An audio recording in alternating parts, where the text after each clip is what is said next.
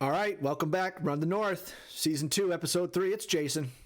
I'm your host today, riding solo because Will is taking some hard-earned time off at a bachelor party with the boys. So you're with me today. We got a lot to unpack. It's been a crazy week. Again, preseason week 1 gave us a lot to think about. As you could probably guess, this is obviously going to be a heavy Bears pod. We'll hit Vikings, probably some fantasy football too, whatever pops into my head. So here we go. Let's do Vikes first, just in case I get on a Bears rant and completely forget to bring them up. They won against the Texans, today. First preseason game, 20-10. I didn't watch any of it. I was hosting my parents, and then I did get a chance to watch the Bears game. But from what I could tell online, talking to a couple of friends, as well as JJ played pretty solid, which is encouraging. I know they're kind of in a similar situation as the Bears. Is, well, what's the quarterback going to do? A lot of change, a lot of different things going on. When I'm recording this, we're 28 days away until the Bears and Vikings play on Monday Night Football for the season opener week 1. And I'm kind of really curious to see what that game's going to look like. Obviously, we'll dive into it more as the preseason goes on. But from the Vikings perspective, the biggest question right now is obvious. Who's going to be healthy and available? Obviously, you signed 4 interior linemen, veterans, a center, a guard, 2 defensive tackles that are older with health injuries. But more specifically, who's catching the ball from JJ? Justin Jefferson is out with a tweak for a few weeks. Addison's practicing, but he's going to be suspended the first 3 weeks. Rondale Moore just went down in that game. He's probably out for the year. Looks like another knee. So our wide receivers 1 and 2 going to be Naylor and the rookie? Are they going to be doing a lot of 12 pers, meaning 2 tight ends on the field, Hawkinson and Oliver? I mean, you're paying Oliver $8 million, so it might as well be. But that's something I'm sure everybody and their mother is going to be tracking. But from an X's and O's standpoint, especially how it matches up week 1 against the Bears, that's going to be my point of interest going forward. So going to be fun to watch, especially, week 2. Can you see JJ take a progression off of that? Not that you're going to get a ton of reps, but just more of the same things I was looking for in the Bears game. Looking for control, command, operation. Does everything look to be running smooth from those standpoints? Obviously, everything offense and defense schematically is completely vanilla. It's all your base install, base packages, etc. So really looking just to see, does this look like a team that is operating well together, especially with those changes at big positions and, already going through some adversity with some players down. So those are my quick thoughts on the Vikings. I'm sure we'll jump in, either on social media or maybe do a short segment here during the week to give you his thoughts, because obviously, again, Bears bias is real. But let's jump into the Bears. So Bears news this week. Before we talk the football, let's talk business. Kevin Warren, the president, came out and said that Arlington Heights essentially is going to be the only focus now for the new stadium deal, which basically kills the Bears return to the Chicago stadium. I know Mayor Johnson was on a couple of the morning radio shows talking about that. Oh, we got to have him here. It's my number 1 priority. It's like, we know you need the tax money, dude. And you're not doing a great job, in my opinion, on much of anything. A lot of terrible politics and a lot of the shady deals going on. This is going to be another bad mark on his record, losing them. I know Lightfoot before him really pissed off a lot of people, and there's no financial reason for them to stay, especially with the infrastructure. They've already actually begun widening the roads out in Arlington Heights too. My parents were in town this weekend. That's what we were talking about. They go through that traffic often. So it seems like it's all about a done deal at this point. I think they have a vote in October they need to go through. So September, August, 2.5 months or so, depending on the date. I don't know if that's local to Arlington Heights, or I'm assuming that's going to be down in Springfield for the state on a higher level, but we'll go from there. And then during the week, we all know, going to football, that the Bears had their inter-squad practice with the Dolphins. Dolphins came up to Hallis Hall for a Friday practice. They were there the day before Thursday. And then we ultimately saw the preseason game yesterday on Sunday. Funny enough, the word is the Bears kind of kicked the crap out of the Dolphins physically. Don't know about execution. One note was Tua had only thrown 1 pick in practice all camp, and he threw 3 against the Bears, that's always fun to hear. It doesn't mean a ton. Again, you're still trying stuff. You're still trying to push the ball and see what you can get away with. But most notably, the Dolphins got into a fight at the end of practice, and a lot of the reporters like, oh, here we go. I know Ben Johnson said no fighting. I thought we were going to be better than that. I thought we got it all out on Tuesday on that epic proportions of physicality practice the Bears had, and as they are sorting through the scrum, they find out there wasn't any Bears players in that scrum. So the Dolphins players were fighting themselves. You love to see that. The other thing, too, side note, there's a lot of Dolphins reporters complaining that the Bears were too physical at the end, which is news to me because they haven't been that in a long time. I'm in my mid-30s and been a Bears fan my entire life. I can't remember since the Lovey days we've had that complaint. So good on you. Love to see that coming in. Hopefully that means something. But again, preseason, practice, all that. Which leads me to the next point of big question going around. Is this too physical? How are we going to manage players' starter reps in the preseason? You know, I like the idea of callousing the team. I played football myself. I believe there's nothing to simulate real live reps other than playing the game in real life situations, and that's not simulating a practice rep. Yes, I love that they're able to show more in practice because it's not going to go on tape in the preseason against these inter squads. I love that. You get a chance to knock the crap out of somebody that's not your brother across from you. But as far as how the preseason game's going to go, you still got to get the starters reps in that game. We'll talk a little bit more about that later, but I know the other part of it too, people are bringing in Ben Johnson. Well, you saw how that worked in Detroit. They were physical, they kicked ass, they dominated, they had this pedal to the metal, gonna just completely dominate my opponent mentality, and it looked great, led to great records and best offense in the NFL for several years. But at the same time, the question we have to ask is that why everybody was out on defense at the end of the year? Just too long of a road, too much to overcome during the season as far as physicality. It's like nothing else you've seen before at a college level or seasons prior, just to get so fast and so strong. So that's what we're going to keep bouncing back and forth on. Very interesting to see, because part of the callousing too is the Bears have been recently off to real slow starts, and more importantly to me is they haven't had a true identity, or at least a positive, strong identity where you can go to this identity and say, all right, we're going to get a stop, we're a third down team, or I know we're going to get a clutch turnover, or I know I can run the ball at any time that I want. Not that we're a running team, but any play that I call, I can get 5 yards. Okay, we haven't had that identity since Lovey. John Fox, I have no idea what that was. Trestman, obviously, it was explosive offense, but they came crumbling down because there was no leadership, no control. The defense sucked, especially coming off of years with Lovey where they were dominant. Nagy, I didn't come here to run the I formation, yet that's the only thing that worked, and then they shipped Jordan Howard out of town. Fangio is the only one holding people accountable on that roster, and then he left, and you saw how everything else crumbled to it.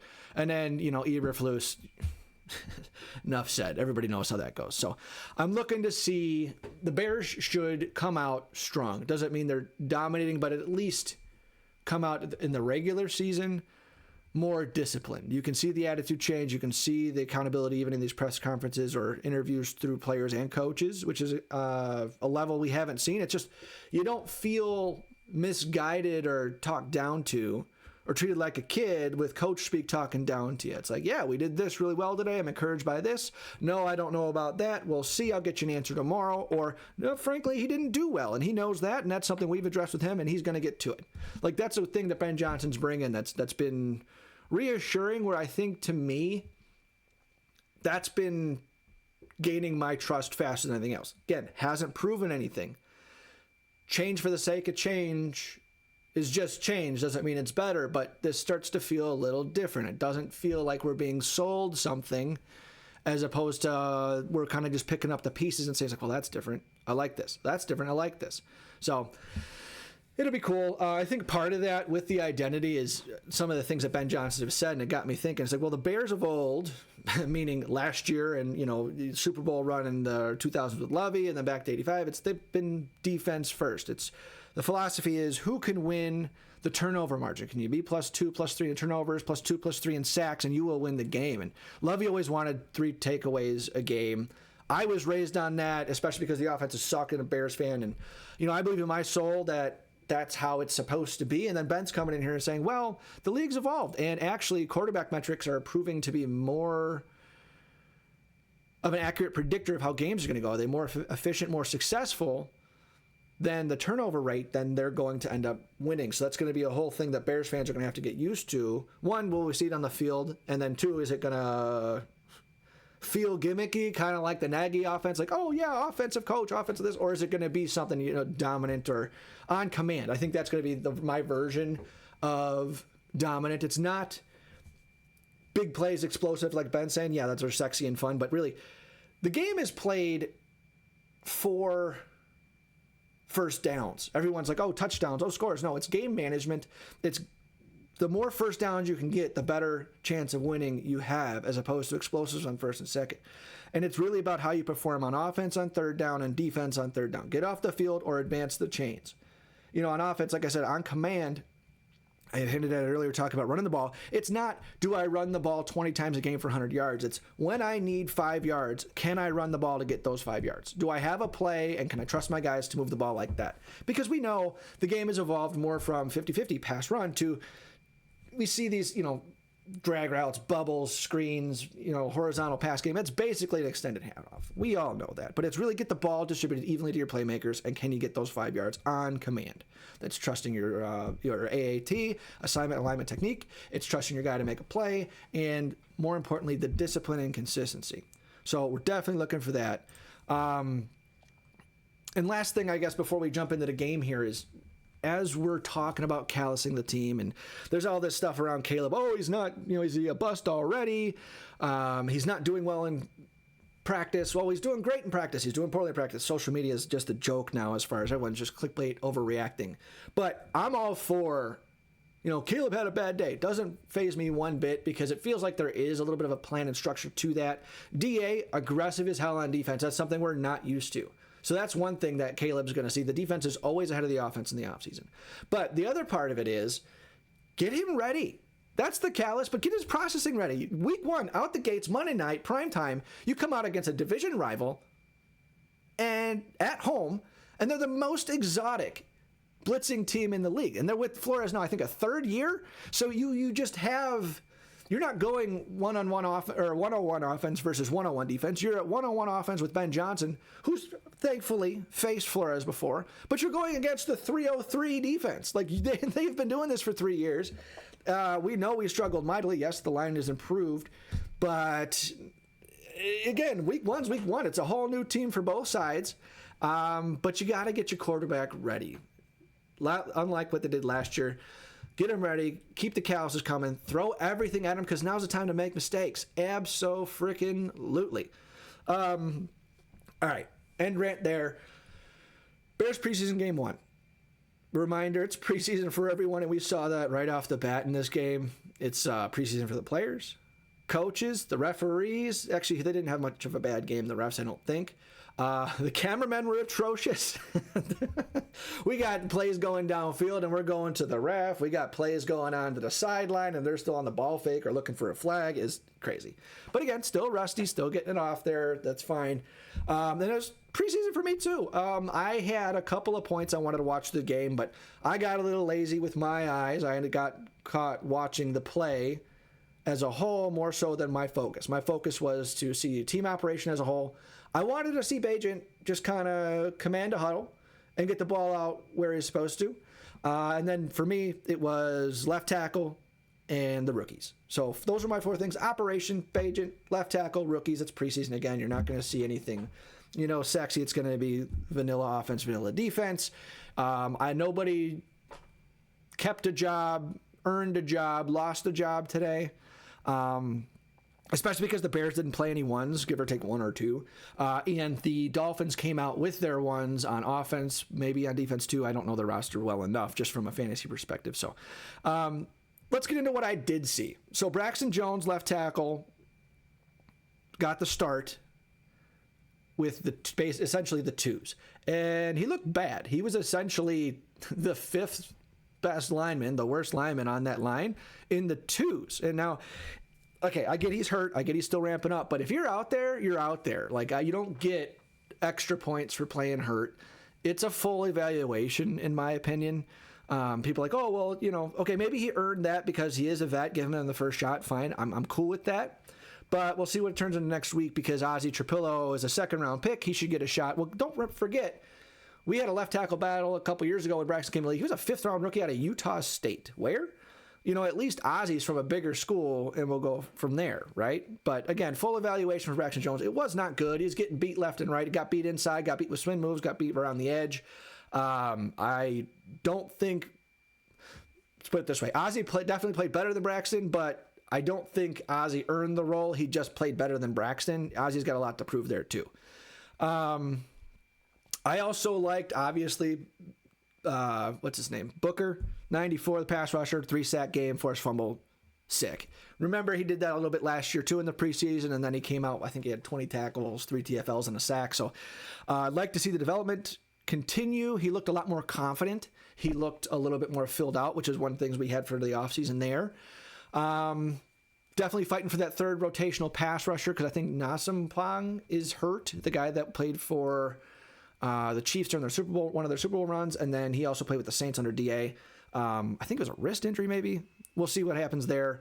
And then Torrey Taylor was an interesting one just because a high-value pick, a fourth-round pick on a punter. He had good numbers. I think he averaged like 52 and change on his 3 punts, so 150 yards. But they were line drive punts, and man, they got off some good returns because there was no time under those. So you got to see that improve, especially to show that you're worth your draft status there. Also, Cairo Santos, fuck you, bullets. TTNL, Shane Marsaw, shout out there. Great kick. I think it was 57. That would have beaten his career long.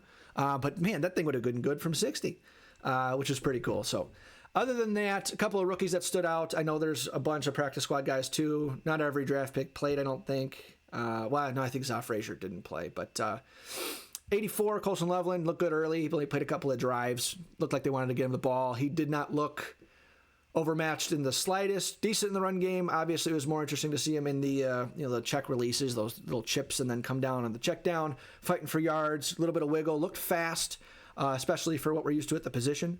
So that was cool. Looking forward to see him develop. Not sure how much more we'll see of him. He'll definitely be with the ones, but I don't think he'll play past the ones after this, but we'll see. 87, Luther Burden, the third, very productive, got a lot of snaps. I think he did a good job at the end of the half. They were close to midfield. They ran that little everyone go deep, and then he was the under route, get out of bounds, get yourself easy 10, 15 yards, whatever that was. They had to review the clock, but he was well coached on that play. Good job by Ben Johnson. Like, that's a thing where in years past, Eberflus definitely is fucking that one up.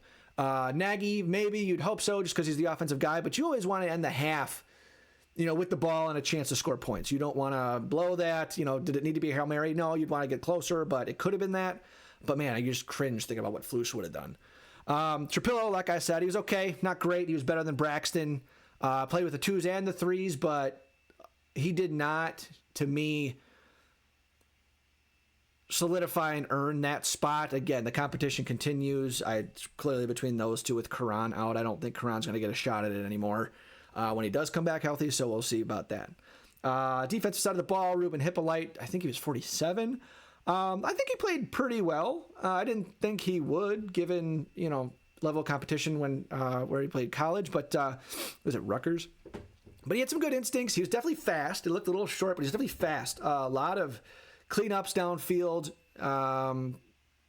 He had one or two where he got looked off, and there was a seam route or something like that, and he took half a step towards the flat as Wilson was looking him off, and then Wilson threw it up the seam 20, 25 yards, which that would have been a place where had he not taken that step, I don't know what his reads are there, but looked like it should have been one to know. Maybe an more experienced play, maybe Edwards gets that one.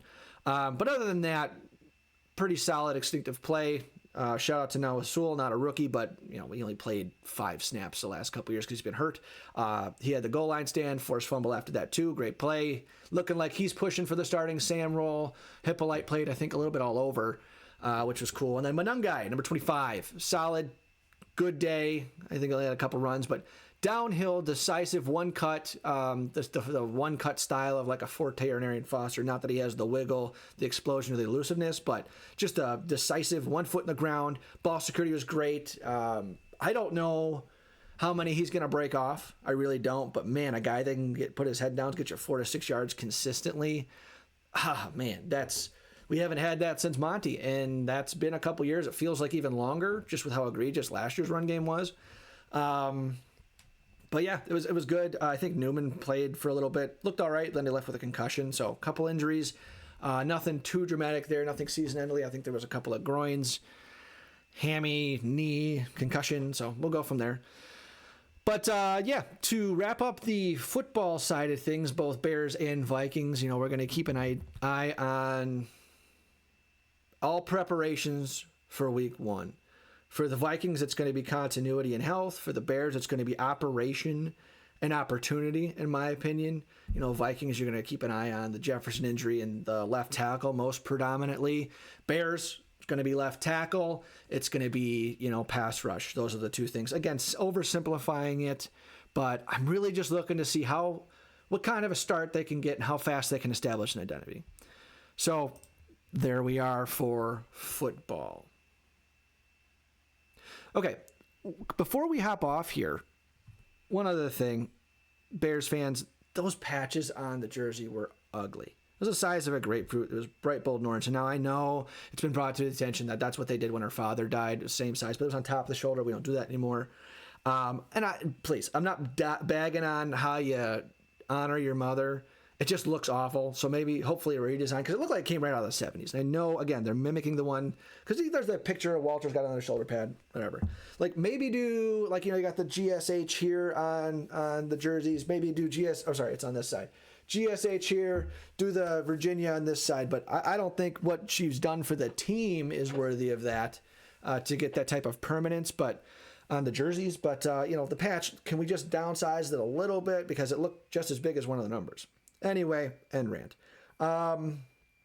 Last thing or two before we get out of here, fantasy football. It is the season. Today is August 11th. It's a Monday. Coming up for me, I'm just really starting to dig in. I did a little bit of homework the last couple of weeks, but now I'm really starting to dig in, see what my plan is going to be. Don't have it yet, but as I'm researching, I have 3 different call them serious leagues that I'm looking into. Most excited for the Contracts Dynasty League I got coming up. 12-man, still determining if it's PPR or half-point PPR. That draft is going to be on Monday, August 25th.